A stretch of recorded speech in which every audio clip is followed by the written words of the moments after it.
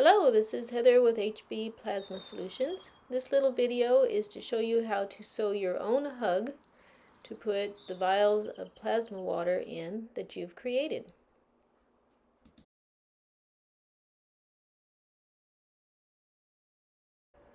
We are Hbplasmasolutions.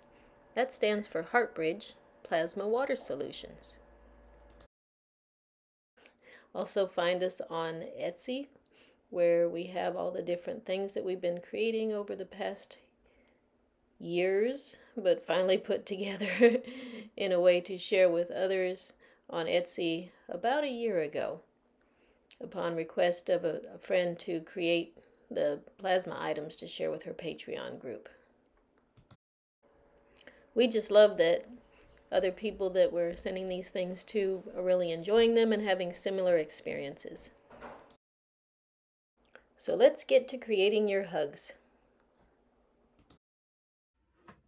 So whatever fabric that you get and decide to use, check out its stretchiness first, because you do want some forgiveness in it so that you can stretch it over your water bottle or your water container.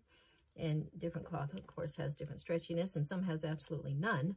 But they're making it for a headband, it should have some stretchy to it, right? So this one starts at 9.5 inches, and then I can stretch him real nice. Just keep in mind that you're gonna have glass tubes in there, so you don't want to stretch that too far, right? And let's see, this brand, it's just a little different quality of cloth. I think that one has a little more cotton in it than this one, and this one's probably a little more lycra. Yeah.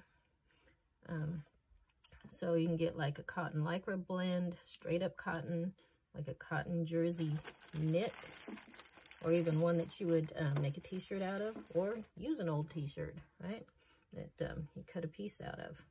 And then you can always make your own little loop out of it. And I do that quite often with some of this cloth.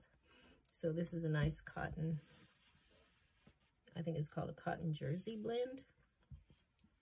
And you also want whatever fabric you're using to come back, right? To have a good memory. You don't want it to stretch once and then it's wow, right? You want it to have some good memory. So you can always cut your own piece of fabric out, right? And then just sew the backings together. I have a different video on that one. I really like this one because it's a little more forgiving. It's very stretchy, although you have to be careful that you cut it the correct way, because if you cut it this way, there's no stretchy, right? And also it would be easier for someone to clean off, right? It would be less likely to pick up stains and colors of life than other things probably. So most of the bands that you buy are going to have a seam in them somewhere in it, because it's, you know, it's basically a seam this way. It's basically a loop. So I find that it's just easier to go ahead and cut that out, and then it's not a something that you have to work around. I mean, unless you just need that length of the fabric, which, I mean, even just to make 2 water bottles, you're going to end up with extra fabric. Two water bottle hugs. So, you know, these were both about 9 inches at the start. These are just 2 different brands. This one is inexpensive dollar store model, and this is, you know, one you can order online for 10 for whatever that they are. Cotton headbands for yoga and running sports. So as long as they're about 2 inches in width this way, you're good to go. And so we'll go ahead and cut this one out as well. You can leave it in if you just need the fabric, but I find it easier just to not.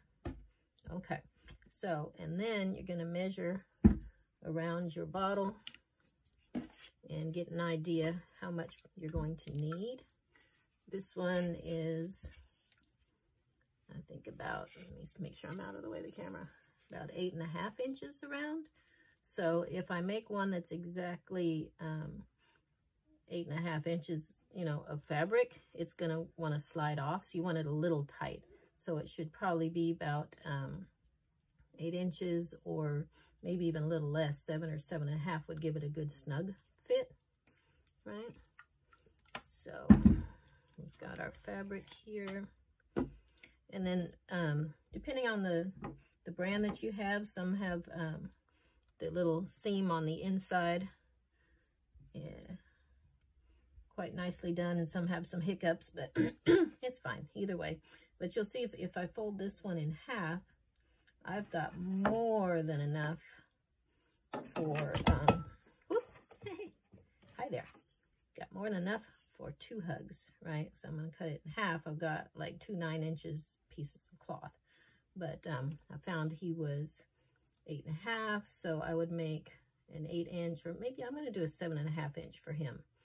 So I just would cut off 7.5 inches of cloth, but you know you're going to do some seams, so maybe leave a 1/4 inch for each of those seams. So I'll add back another inch, or 1/2 inch would be sufficient. All right, and you can get all technical and pin it and draw it and all that, but I tend to just do it. There we go. So that is your start. And then you're going to pin where you're going to put your 2 different tubes. Kind of plan that out ahead of time, right? You're going to put them kind of across from each other on there. So you want to have just about as much distance between the 2 as you have between this one and, you know, coming around to the next one. So I would say about here and here. And you can just put yourself some pins to show you either side of that, right? I'll maybe put one. You're going to sew a little line in there. I usually do it about a 1/4 inch of a line in between. I find if you make it too big and they slop around, it's easier for them to fall out. And the fabric is stretchy, so you're okay to go ahead and make it kind of snug. In fact, they'd like it that way, I think. There we go. There you are. And you can hand sew that, or you can machine sew that. And I'll show a couple of different options of ways to do it, depending on you want to sew them in there permanently, or do you want to leave a little opening where you can take it in and out and inspect it, which I suggest. So next step would be to take it to the sewing machine or hand sew those lines. And then, just showing, now you've got plenty of cloth to make another one, right? You would measure your next container that you want to use, and you can cut it down to size so that you have enough for another one. So for settings, for these little pocket lines, I've been using the 9 on the straight stitch, and I've played with the tension some up and down. It looks like it's just on the left side of the number 3. Okay, so I'm on the inside of the sleeve because that's where the little already sewn together part is. That's going to be the inside of the thingamajiggy. Alright, so I want to do 2 lines. You don't even have to go to the bottom down there because I think it actually looks better if you don't. So I go up maybe about a 1/4 inch from the bottom. I'm aiming towards this little guy here. And I'm going to do an initial stitch for a little bit. Only if I turn it on. And then I do a backup stitch. And then I go straight. And then I'm going to remove this little guy. I aim towards it. And attempt to get that straight. And then again, I stop about a 1/4 inch before the end, do a little backward stitch, and that anchors it so that when I cut it, it doesn't pull out. Okay, and then I just kind of get that loosened. I don't know, sometimes it grabs that extra bobbin stitch down there. I don't know what his story is with that. And I'll go ahead and snip them off so that they don't get all snagged down there. I find if I leave that in there, then it becomes a royal mess. Give me that. Okay. And then this, let me get this little buddy, come here. Pull that up, because otherwise it will suck it out. And where are we at with that? Okay, too many things. Okay, so now I'm going to do the second stitch next to it. Aiming for this one again, I start like about 1/4 inch from the bottom, do a little forward and back, and then come on up here.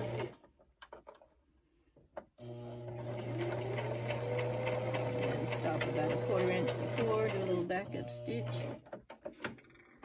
There we go. And I'm out. And then I can cut off all my little stringy dingies.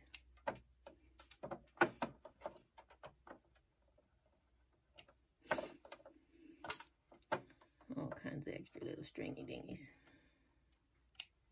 There. Okay, and I'm going to do the same thing on this one.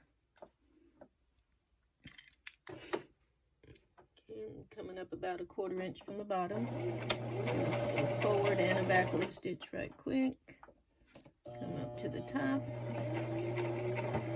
But then again, like I said, I don't actually go all the way up to the top. Do a little backward stitch. You sticking out there. Don't know. And then sometimes I'll just turn around if it doesn't look like it's all caught up in there, which this one seems good. As long as I get that back down through there good. Loosen it up and just move over that 1/2 inch there. Again, I have to do a little backward stitch to hold it, anchor it.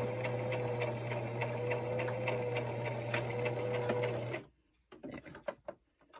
So you can see I don't go all the way to the end on either side. It just looks better that way, and it's easier to do that anchor stitch. So always do a little you know, back and forth at the start and a little back and forth at the ending. That way when I start cutting little threads off, it doesn't end up pulling out at the end. It's like, you know, tying a knot at the end of the thing. Okay. Okay, now that that's done, then we want to sew him in half. This is going to be the inside, right? So I'm going to sew that outside for the moment while I do this stitch, and then later turn it inside out. So I'll bring these edges to each other and usually put at least 1 or 2, maybe even 3 of these to kind of hold the tips together because they tend to want to wander apart.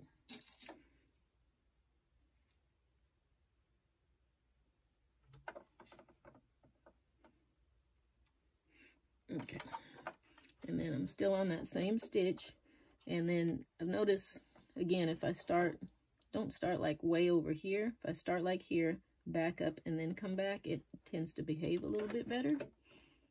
So I'm just going to go about 1/4 inch in. Got that same, ooh, let's make sure this isn't going to pull out, because I bet it was. Okay, I'm going to back that up. Okay, good. So I'm still on that same stitch. Go forward a little bit, and backward, all the way up to the top, and then I can use this little guy to pull that along where it doesn't get stuck. There we go. Okay, and then I'm gonna come on down. Looks like it's bunching a little bit right there because sometimes it's slightly different in the sizing, you know, like one side to the other, and that is perfectly fine. I'd rather it bunch here than, you know, down at the end and hang over. Okay, and I'm going to go off of the end and then back up. I might do that like a couple of times. That way I get those back and forth stitches to make that good and solid. Okay, and now we're ready for the zigzag. Next, I leave these guys on here because they help me to pull the cloth through. Okay, now I'm going to move it over to, I've been using the 3, the center one on the zigzags to do this part. Make sure we've got enough thread. And again, I figured out if I start like about here, you know, like here, go backwards and then come forwards, it does better. Otherwise it wants to suck all that down in there. So I start about a 1/2 inch in, I would say, do a zigzag or two, then hit the back up until I get over the top, and then I grab this. Watch your thumb right here.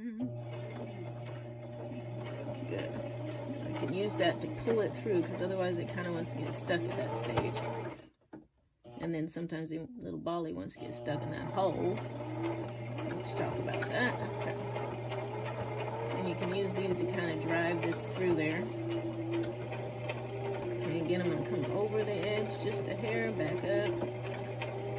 Over the edge, back up. I do that about twice just to get a good seal on that. And then we're done. Boop and boop. Pull these out. And then, you know, when it goes on the thing, it's like this. And what I do later is I just have a little snip here, and that helps me to, I put the vials in. And I leave that little snip open, because that way people can inspect their little vial and they can take it out to wash the sleeve or whatever. But it's good and stretchy. Fits multiple sizes. So of course you can make different sizes depending on what size container you're planning on putting it on, right? So this is more for a water bottle. This is for a pet water bottle dispenser. They tend to be about that big. And then the bigger one, you know, you just leave your yoga band the size that it came in. You know, that one. So it ends up being about 9 inches around, so 18 inches in circumference. And that stretches real nicely over a gallon jug, I find. That's a good gallon jug container. And you see I put one vial in this side and one vial in this side. And if you're using a pre-made yoga band, you know, they're already going to be sewn together on the inside, which saves you a step. And after you sew your little line here and here, you can just, well, let me go ahead and take it out and then I'll back engineer it. I tend to like to be able to take that vial in and out. I mean, you can just sew it in and just leave it in forever if you would like, but I think it's useful to take it out. So what I'll do is, after I sew these 2 lines, just take a little pinch in the fabric. And most of these fabrics are pretty forgiving, right? I'll just do a little clip, and then that leaves me a spot where I can just tuck that little puppy in there, right? And I mean, you could probably, you know, overstitch that or paint it with a little bit of nail polish or something, but I find you don't really need to with these kind of fabrics. They kind of just hold their own.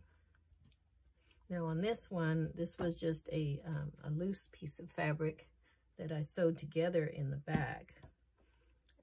So that I find is an easy way just to leave that part open all the way around the back. You don't have to actually sew it together. And that leaves your space for taking your vial in and out, right? You don't have to cut it later when you've done it like that.